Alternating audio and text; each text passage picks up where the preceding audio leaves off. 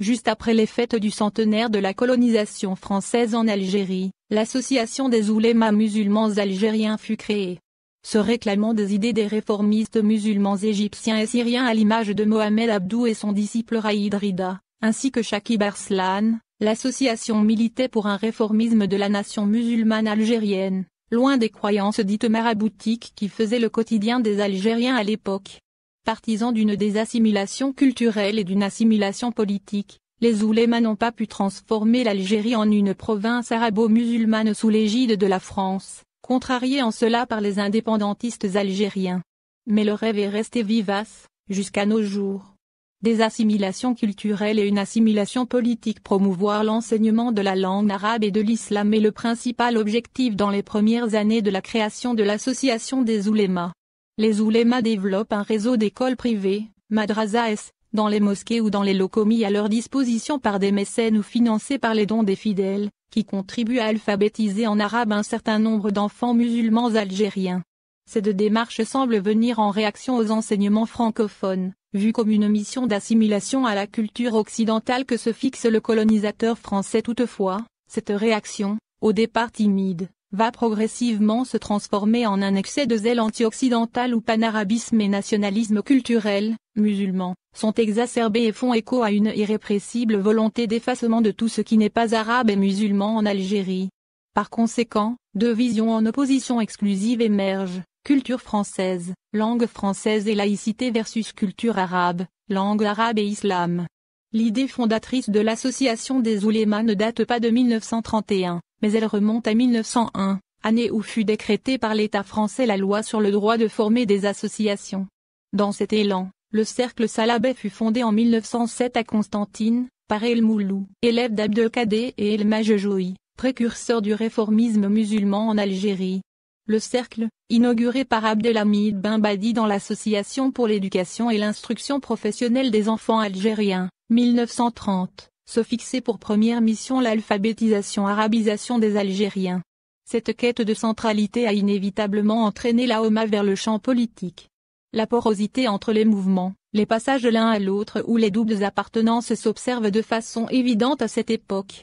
Ainsi la Fédération des élus comptait-elle de nombreux membres de la OMA dans ses sympathisants et il est connu que Ahmed Redaou, célèbre écrivain membre de l'association des oulémas, était proche de militants communistes comme Cheba Meki, également membre de la OMA, avec qui il avait partagé, jeune, les activités d'une troupe théâtrale et d'une équipe sportive de Sidi Ogba, écrit Kourey Charlotte, spécialiste de civilisation orientale. À cette époque, le discours de l'association des oulémas, bien que s'accachant derrière des apparences culturelles et éducatives, se faisait principalement politique, non pas dans l'idée de fonder un État arabo-musulman affranchi de la tutelle coloniale, mais un peuple qui a pour religion unique l'islam et pour langue unique l'arabe, en réaction aux politiques assimilatrices du colonisateur français. Ce discours peut se résumer en un hymne écrit par Ibn Badi, le peuple algérien est musulman, et à l'arabité il appartient. De ce fait, l'association des oulémas, se situant dans un centralisme panarabiste panislamique accru, a totalement occulté l'histoire multimillénaire de l'Algérie, notamment ses dimensions berbères et juives. Toutefois, sur le plan politique, les oulémas, contrairement aux Paki, dès sa création, réclamaient l'indépendance de l'Algérie, sont restés fidèles à la colonisation française en revendiquant une sorte de désassimilation culturelle et une assimilation politique.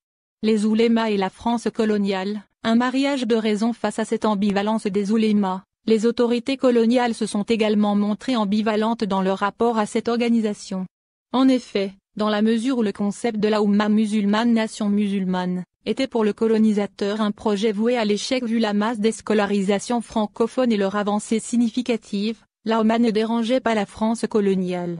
Du côté français, on estimait que l'idée panarabiste panislamique se fondant sur la non-reconnaissance, voire le dénigrement et l'effacement de l'histoire multiple de l'Algérie, la fracture s'est déjà opérée par le peuple en sein de lui-même, chose qui sera vérifiée aux dépens des Algériens bien plus tard. Toutefois, l'étendue politique de la Medersa école musulmane de l'association, et ses enjeux libérateurs des missions assimilatrices du colonisateur inquiètent la France coloniale. Les discours et les actes de la OMA pour faire vivre la langue arabe et la religion musulmane en Algérie pendant la colonisation ont marqué le mouvement national. Outre les écoles développées sur tout le territoire, Des cadres de la OMA participaient à l'Académie de la langue arabe du Caire, Ali Brahimi et plus tard, Al-Madani. C'est en tant qu'ouléma algérien qu'ils furent invités au congrès d'arabisation qui se tint à Rabat en 1961, sur une initiative marocaine et sous l'égide de la Ligue arabe. Suite à ces activités, des cheikh de la OMA qui gagnaient un élan de reconnaissance dans le Maghreb, plusieurs actions répressives furent lancées contre l'association des oulémas, à l'instar de la promulgation du décret Chotan le 8 mars 1938 et qui ordonnait des inspections et contrôles permanents des médersa. La loi prévoyait l'octroi d'autorisations officielles pour l'ouverture des écoles, ainsi que la remise à l'administration coloniale des rapports de suivi des programmes d'enseignement. La réponse des chefs de la OMA n'a pas tardé à venir, leur alignement sur les valeurs premières du panarabisme panislamique transparaît même dans leur réaction contre le décret Chotan publié dans le journal et le Basser en avril 1938, qui considère que l'administration coloniale sanctionne sévèrement l'enseignement musulman, pour démolir cette personnalité islamique à la racine, l'éliminer intégralement. En août de la même année, les oulémas renchérissent, le but du décret, est l'arrêt en chemin de l'islam et de sa langue. Aussi virulentes soient les réactions des oulémas face à la promulgation du décret Chotan, la OMA est restée politiquement correcte et n'envisageait son projet d'arabisation-islamisation de la société algérienne que dans le cadre de l'État français.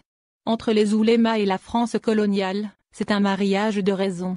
Georges Hardy, recteur de l'université d'Alger à l'époque, observateur avisé des courants politico-religieux au sein de la colonisation française, écrit « les oulémas, sont, trop imbus du dogme coranique pour laisser de côté la politique, et trop directement endoctrinés par l'Orient pour ne point concevoir l'État sous la forme d'un nationalisme théocratique. Ben Badi, traite de la nation musulmane algérienne et fait pressentir qu'elle deviendra un pays libre et indépendant, sur le modèle de domination britannique.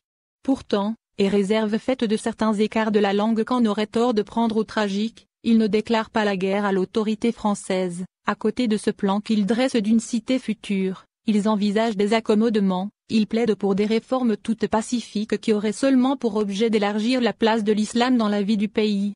Le projet des oulémas de transformer l'Algérie en une province arabo-musulmane sous l'égide de la France, contrarié par les indépendantistes algériens qui ont réussi à déclencher une guerre pour la libération de l'Algérie et obtenir l'indépendance du pays, ne sera cependant pas disqualifié. Bien que les oulémas aient revendiqué l'assimilation politique pendant plusieurs décennies et ne se sont rangés du côté du peuple algérien en lutte pour son indépendance qu'en 1956 à l'occasion du congrès de la Soumam, leur projet d'islamisation-arabisation de l'Algérie n'a pas perdu de son prestige en 1962. C'est ainsi qu'à l'indépendance de l'Algérie, Ouari Boumedienne, en mal de légitimité politique que son coup d'État contre Ben Bella n'a pas pu lui conférer, s'est allié avec les oulémas et leur a livré l'Algérie pieds et poings liés. Après avoir interdit la chaire berbère à l'université d'Alger, Boumedienne, lance la construction des instituts islamiques pour être les bons papiers des oulémas, menés par le cheikh Taleb El Ibrahimi, père du futur ministre de l'Éducation, Ahmed Taleb El Ibrahimi, écrit Mohamed Kassimi dans Dissidence, chronique du Irak. Ainsi, ce que la OMA a échoué sous l'égide de la France coloniale l'a réussi sous la bannière du boumedianisme et de l'État national. En à peine 60 ans d'indépendance, l'Algérie a plusieurs fois failli être emportée par les dérives de l'arabo-islamisme pensé par les oulémas et imposé par Ouari Boumedienne. Malgré les dérives génocidaires de l'arabo-islamisme dans les années 90, les autorités algériennes continuent à entretenir ce monstre à plusieurs têtes en le mobilisant contre les volontés d'émancipation démocratique des Algériens. Combien de temps cette panne historique durera-t-elle encore ?